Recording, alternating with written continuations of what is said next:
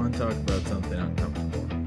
How I've gaslit myself for years, not because I didn't know better, but because other people's opinions felt safer than my own. If you've ever walked away from a conversation thinking, why did I agree with that? This video is for you. For me, this comes down to something called the fawn response. Fawn isn't being kind, it isn't being agreeable, it's threat management.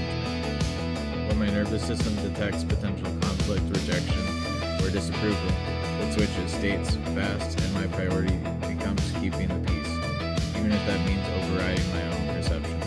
That's where the self-gaslighting happens. I'll soften my language, I'll agree prematurely, I'll adopt someone else's framing before I've even finished forming my own. And in the moment, it feels fine, but later, when I'm back in myself, it feels wrong. The gaslighting loop.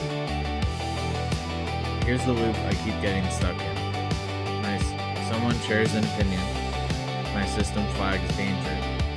I fawn. I partially or fully accept their version of reality. The interaction ends peacefully. Then later, sometimes hours, sometimes days, I realize I abandoned my own truth. Instead of blaming the conditioning, I blamed myself. That's the real gaslighting. Not lying to others, but convincing myself that my original perception wasn't valid. You're always right. Why this is so hard to break.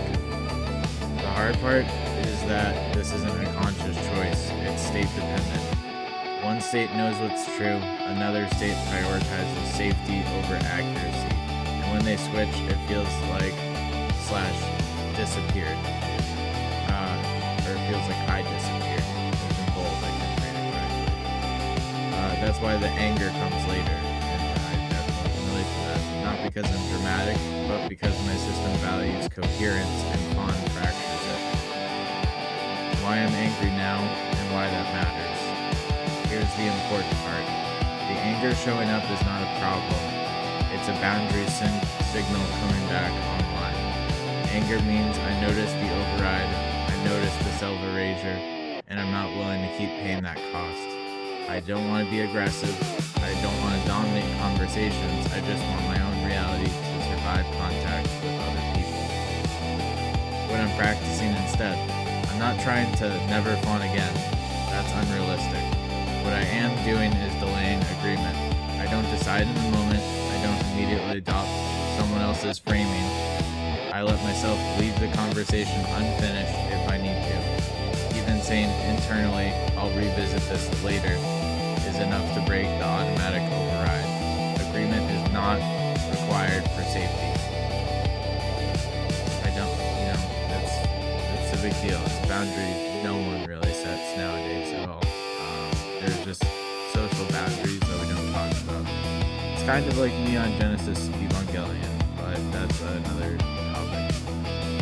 If you relate to this, know this. Your perceptions weren't wrong. They were trained to be doubted. Noticing the pattern even after the fact means it's already losing control.